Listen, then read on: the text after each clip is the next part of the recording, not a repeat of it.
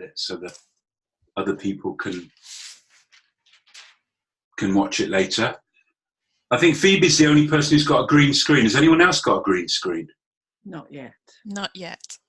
And I don't think you actually have to have a green screen. I think it will work as long as you've got something plain in the background. I've got a green screen here, which I bought from Amazon for about 10 quid.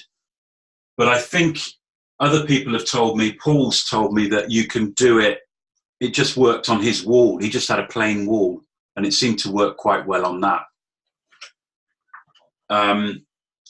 So the thing to do is, I would suggest that you have a look at this video. I'm not going to show it to you now, but if you just Google Zoom and virtual background, you'll find this video here. And there are masses I didn't really know this until recently, but there are masses of videos on Zoom about how to do lots of fancy things. So I'd recommend you watch that video, because that shows how you enable it and just some nice things you can do with the green screen. When I tried that, Nick. Oh, hi, Sarah. I didn't know you were... Yes, I just remembered. Yeah. Hi, yeah, go on. Yeah, I've watched that video, but the options they said I should be clicking didn't seem to be available to me. So I got... You have to go into your settings on Zoom. Now, I'm not sure if I can do that now that I've got now I've got a Zoom session open. Hi. Hi, Rosalia. Hello. Hello. Hi. Hi, everyone. Look, I don't think it's a good use of time for me to go through this now, like how to enable it. It's just a matter of Googling. I mean, just go, if you watch that video, it should be available to you. You don't need to have a pro account to use the green screening. Anyone can do it. And it's just enabling virtual background. Mm-hmm. And it's on the settings for Zoom. I mean, if you can't do it, Jenny, I can do a Zoom session with you later. Sorry? I'll ask my son. He'll be able to work it out. Yeah, that's usually the best. Yeah. So I just really want to just show you a few things that I think might work well in the sessions for doing this. So let me just stop sharing. Okay, so great. Jill's here as well. Yep. I think there are 1, 2, 3, 4, 5, 6, 7 people. Great. So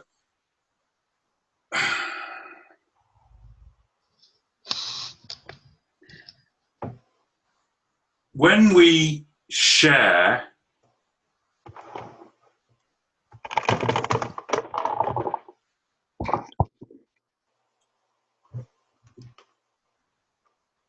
can you see my desktop now? Yeah. Can you see my Zoom?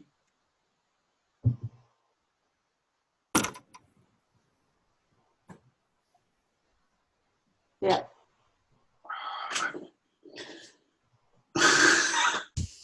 Bear with me a sec. What's really complicated is screen sharing and green screen sharing at the same time. I'm not sure my head is big enough to be able to work out how to do that. I was going to show you how to enable it, but I don't think I can easily. But on your Zoom, once you've enabled the virtual background, and you have something like a green screen or some kind of plain background behind you, it will work quite well.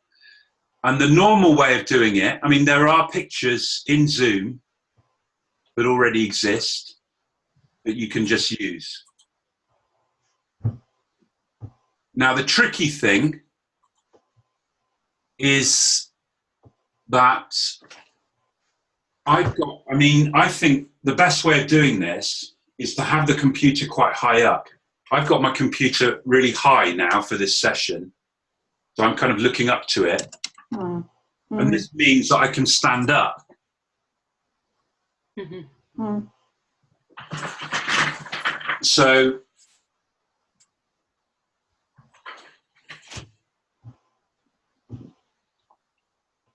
hopefully you can still hear me Mm. That looks good. and you can see me. Yeah. Yeah. Now, I've just been doing a training session for new volunteers and showing them the screen sharing options for telling a story. But I kind of find it so frustrating now and so kind of dull in comparison to doing something like this. Mm. I mean, just having the picture there Yeah. and being able to interact with it, so much more powerful, isn't it? Mm. It's really effective. I mean, it doesn't have to be storytelling, or it doesn't have to be using stories. So this is a picture that was taken when I took this picture when I was in Gaza last time. And I was on my way to the beach with one of the teachers who's been involved with the Hands Up project for a long time. And we suddenly, this donkey cart came in front of us, and there's two young lads driving this donkey cart, and on the back of the donkey cart is this burnt out shell of a car. And I was like really intrigued by this. What are they doing with this? Are they taking it to the dump? Are they taking it to get some money for it, for scrap? Mm. And then, any ideas what you think they're doing with it? Building a den. No? Sledging down hills in it. Sledging down hills. It's a very, very creative thing that they're going to do with it. And it just really shows the sort of resilience and creativity of people in Gaza. They're taking it to a boat. They're going to put it on a boat. They're going to take it out into the sea. They're going to drop it into the sea. And then a few weeks later, they're going to come back with fishing gear and try and catch fish. Yeah. So they're making a home for fish out of this Very good. shell of a car. I mean, that's recycling, isn't it? Yeah. Use, reuse, recycle. Yeah. I was talking to my brother about it, who's an environmental, he works for the Environment Agency. And he was saying it's actually probably a really good thing, actually, for the sea to have iron in it, as long as it hasn't got masses of other stuff. Mm. But iron is, the sea needs iron. It's not, it's not bad. It's not, so great. Anyway, so, there's something, I mean, it's not really a story, but just having an image, Yeah. a picture, getting the students to maybe they guess what the picture is, something like that. It's so different from doing it through screen sharing. Mm. So we could do it, for instance, with pictures that are done by the students. So here's a picture that was done after telling a story to younger kids. They have sent me this picture. The teachers sent me this picture, taken a photo of the picture with their phone and sent me the picture. But then, we could use that in a later class. Maybe we do some memory games with it or something. I'm going to do one with you now. Have a look at the picture. Try and remember as many details as you can about the picture. Okay? Doesn't really cover it up completely. No. Whoops. Technical problems. What colour is the mountain, for instance? Brown. Yeah. How many times does the man say hello? 3. Yeah. How many fish are in the river? 3. Okay. All right. Very good. That's the test. I could have, obviously, I didn't need to put that screen up there. I could have just stopped sharing. I could have just stopped the green screen thing. Now, there's something a little bit tricky about stopping or changing the background. So when we're screen sharing and we tell a story, we can just easily move the slides on, can't we? Mm-hmm. Now, with this feature, we can't do that because we can't have all of the pictures in a PowerPoint thing. So what I've done this morning is I've gone through some of the Stories Alive PowerPoint things and saved them as images, saved them as JPEG files. And I'll try and do that as much as I can when I get some time. I don't know when that'll be, but when I get some time, I will upload these to the Google Drive space so that we've got images as well as PowerPoint versions of the pictures. So, you know, if we were working with a story like that one, do you recognize that story? Yes. Yeah. So that's the Julha one.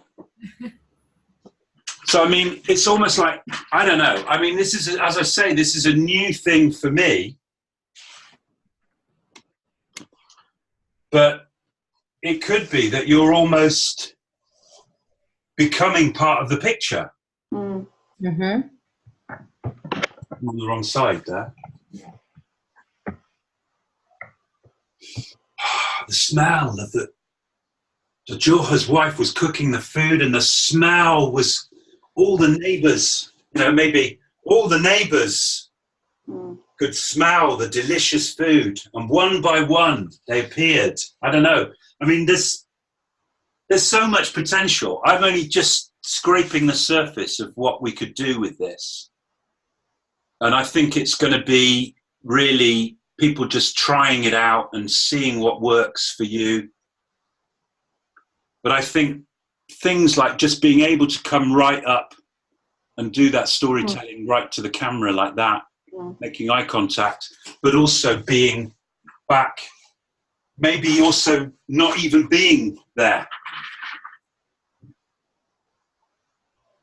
Not being part of the image, just showing the image, talking from the side, and then coming in.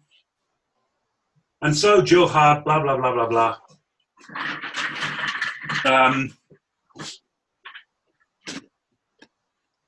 What do you think? Love it. Yeah, great. It brings it very alive. It's kind of really immediate. Yes, it is. And even now, one of the problems I've noticed is that you can't, you know how some of the, I don't know if any of you still use that Stories Alive material, but one of the things about some of the images, they're in a different format.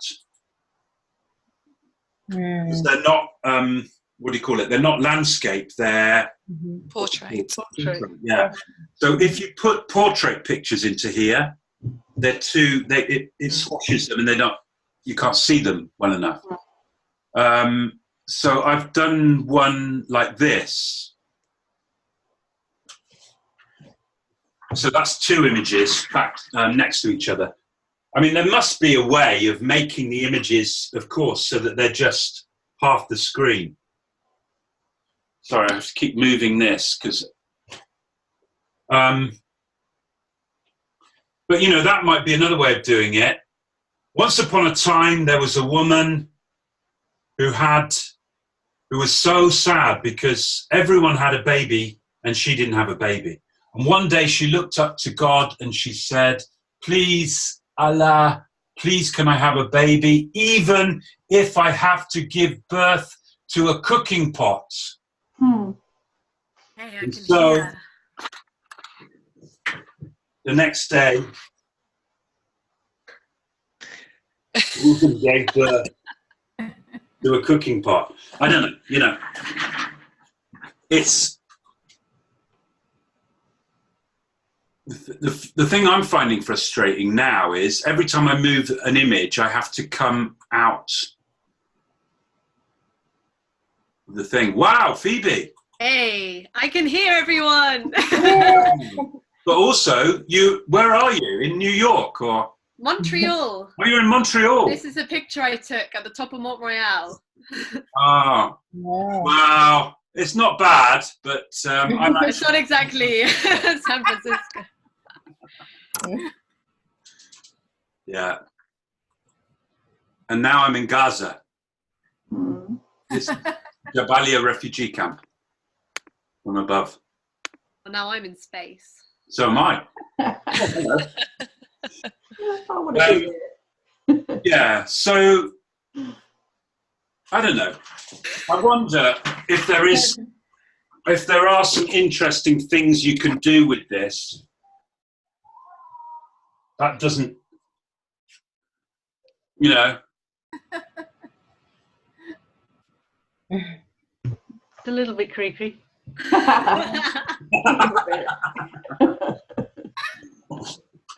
Creepy. You haven't seen anything yet.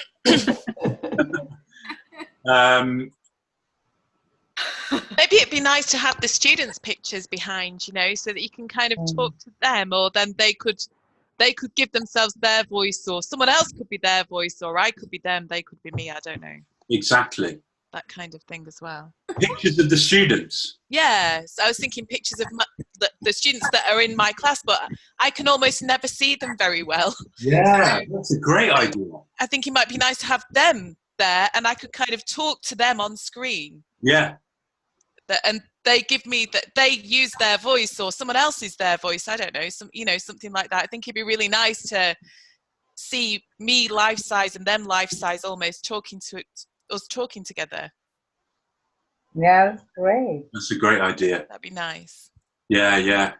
And even they could maybe draw backgrounds, design backgrounds for you to use in lessons. So like they can, like if you give them a briefing, like draw like the night sky in Gaza, then you could spend a whole lesson with just that behind you. So they're kind of drawing for you, which would be quite nice. And they can watch their creation again, and you're against their backdrop, sort of thing. That would be fantastic. Sorry, they could also choose the setting for their stories. I mean, like, yeah, whatever they want a story to be about, they can choose the setting instead of you choosing it for them.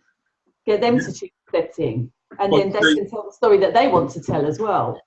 You mean that they tell you they give you the pictures and you make up a story, or exactly. So before a class, like the week before, or whatever, their teacher, the kids will tell you what they want the story to be about. You can find the setting, or they can send it to you, whatever, and then you can create the story that they want to tell. Mm-hmm. With background and the various pictures as a kind of stimulus for them. That's a great idea. That's a great idea. Yeah. Yes, there's lots of kind of spontaneous things that we could do with this as well. Yeah. I'm thinking about it for kind of presenting as well. I mean, we do these methodology sessions for teachers in Gaza through Zoom. But I mean, it could be that it isn't. I mean, we could even sort of. Where is it? I mean, it could even be text, couldn't it? Mm-hmm. So instead of, if we're going through these answers to which is the first one, actually having them there is kind of nice. Obviously, you can't do all the things that you can do when you share a screen, like write on them but I don't know. I think it'd be interesting to do a teacher development session like this with, instead of PowerPoint slides that you share, PowerPoint slides that you're actually in. Looks like the election results when you do on the BBC. Exactly. Yeah. And Labour. Yeah. Yay. We can still tell the weather. We can tell the weather. Yeah. Weather, yeah. So another thing about this is that I'm quite excited about. I mean, we're setting up the playwriting competition for this year, and we're going to make a slight change in it, and that is that we're going to actually encourage people to make their plays through Zoom. Nice. So rather than recording them on a mobile phone or something, we're going to get them to do them through Zoom, because this could be great for them making their plays, couldn't it? Yeah. They could, and the advantage is you can have somebody else controlling the background, because it's a little bit tricky. I haven't found a good way around that yet, but it is a bit tricky to be telling the story and moving the slides on. I mean, moving the images on. Anyone worked out a good way of doing that, Phoebe? Not yet. It seems to be you have to have the pop-up every time. So what I do is I keep the pop-up open. You keep it open and then you can just switch so I between can't them. see very well what it looks like. But so, you know, knocked on the door. Porch, actually.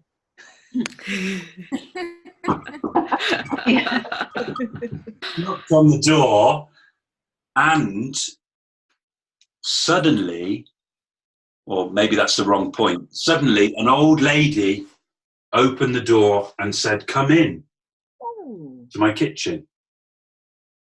That would be the point to change the slide. Yeah. It would be like, and the old lady opened the door and she said, "Please come in to my kitchen."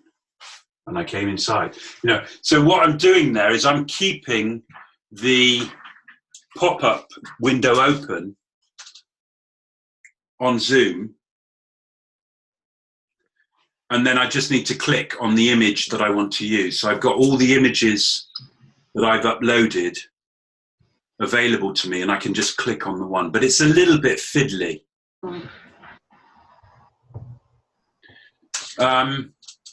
Great. Now, how are we doing for time? Well, it's already time, really. Oh, okay. I've got a meeting in Gaza in a few minutes. But is there can we just have any questions or comments or any other ideas? Yeah, I'm going to have a go. Great.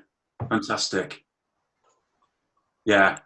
I think it's lovely. It just adds another dimension. I still think slideshare will be, not slideshare, screen share will be good sometimes. But, you know, it's just another little tool to keep the variety. Yeah.